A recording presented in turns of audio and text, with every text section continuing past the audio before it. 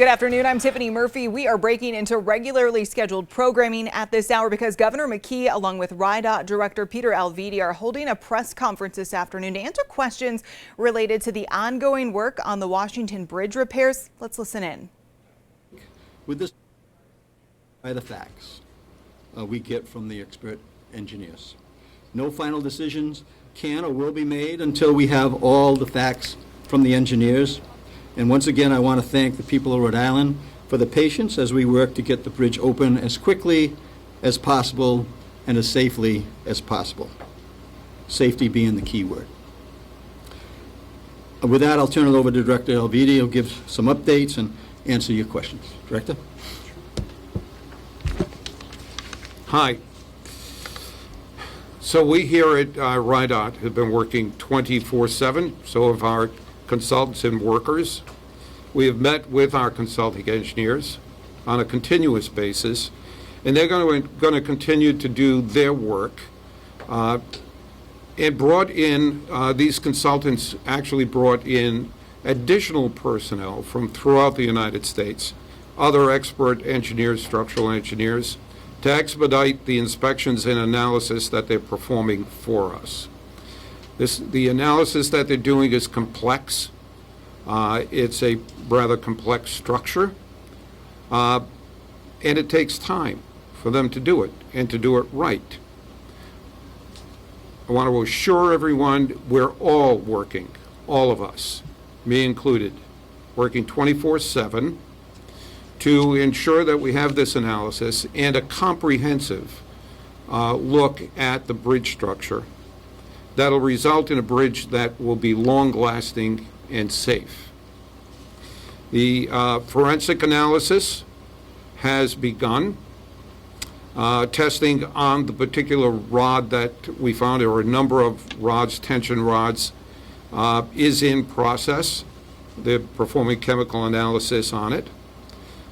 We have several consultants, not just one, several consultants that are assessing the condition of the full bridge structure. The structural engineering consultants brought in additional staff, as I said, to expedite the process. These consultants, what they find will determine the scope of the work that we need to do in order to correct any deficiencies on the bridge.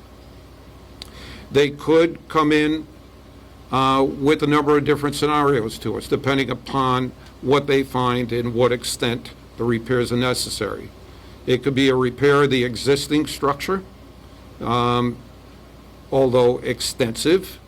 It could be a reconstruction of various components of the bridge structure, or it could be a complete rebuild of the entire bridge. We need to get all of the facts. As the governor said, we need to have all of the engineering facts in place before we determine the final course of action on this. We're in that evaluation process. Regardless of the scope that the consultants recommend to us, we are strategizing various construction scenarios for any one of those three scenarios.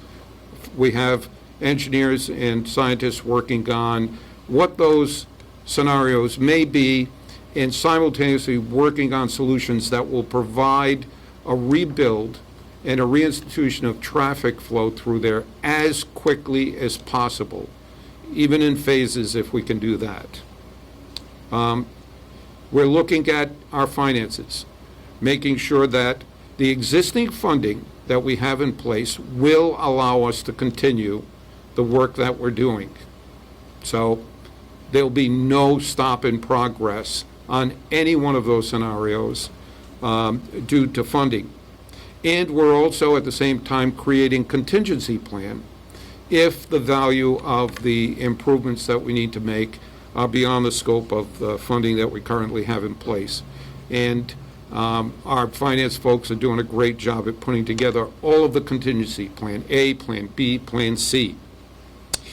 The contract we're working on now to reconstruct the project has been concentrating on parts of the bridge structure that need to be fixed regardless of what happens to this next phase of work on the rest of the bridge.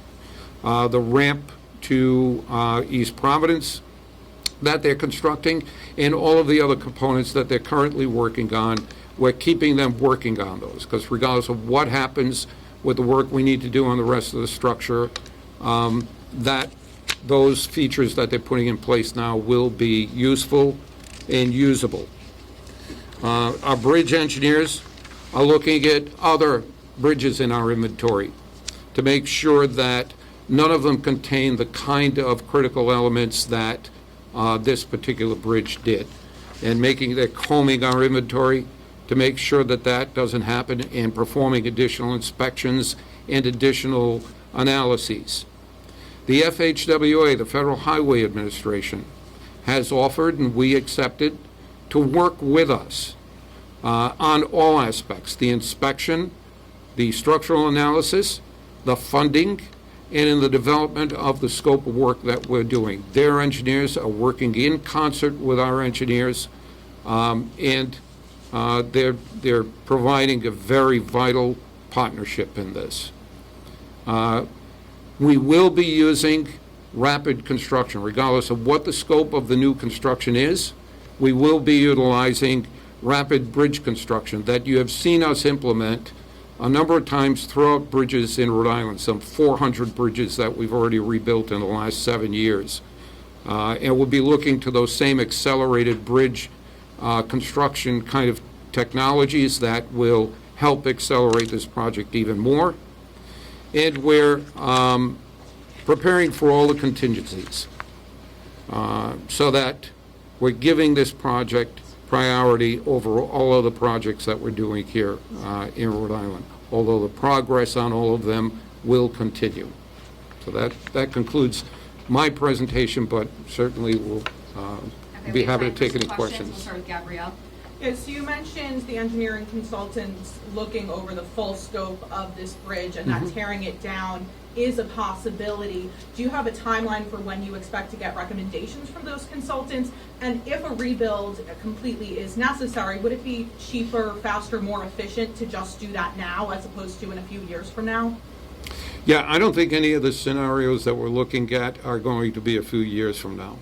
I think that the term in which we're looking to get the answers from our consultants is more near-term than that, like quickly. And we'll be making decisions. And certainly as we go along, we're going to keep everybody abreast of the information as we're doing today as we get it. Do you know how quickly, though, you'll have those recommendations? I don't. The engineers that we're working on it are continuing to look at various components of this bridge, and that takes time. And I can't have them determine their outcomes based on time constraints. I need them, and we all need them, to do a very thorough, comprehensive, expert look at every component of that bridge. Director, we'll go to Kate next. What prompted this review, and was it planned? And also, will this impact any current work that's happening on the bridge? So the review that we're doing is in over 400 bridges that we've completed already during the last several years. We have done these kinds of reviews a number of times. When you rebuild an existing structure, especially one that was built in 1968, as you do the construction, you tend to uncover some additional kinds of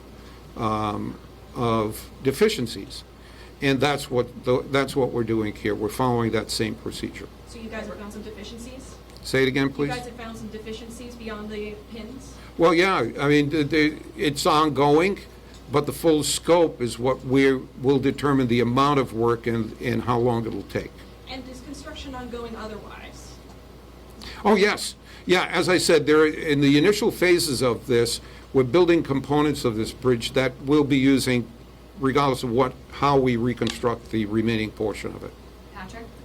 Director, two-part question. One, it sounds from like what you're saying that as inspectors have gotten in there, and the engineers have gotten in there and looked at the components of this bridge, they've found things that appear worse than initially we thought a month ago when we were first in this room. So what did you say, if that is accurate, that they have found it the condition is worse than you thought, and then two, if a full reconstruction is needed, what's the time frame on how long that would take? Yeah, so I'm not going to speculate on the scope of additional deficiencies that they found until we have their complete report in. I think we owe it to them and we owe it to the public to report on things that we know rather than the things we speculate. And likewise with the schedule, depending upon the scope of deficiency that they find, that will determine how long it's going to take to rebuild.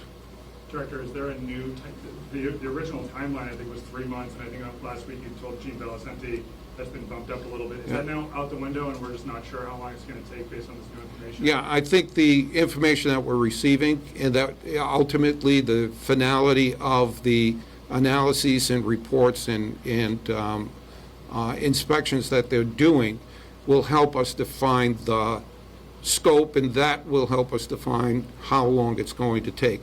I assure you of this, that whatever the scope of the work, we will be using accelerated and phased construction to get lanes reopened as quickly as possible. But it's still indefinite based on this.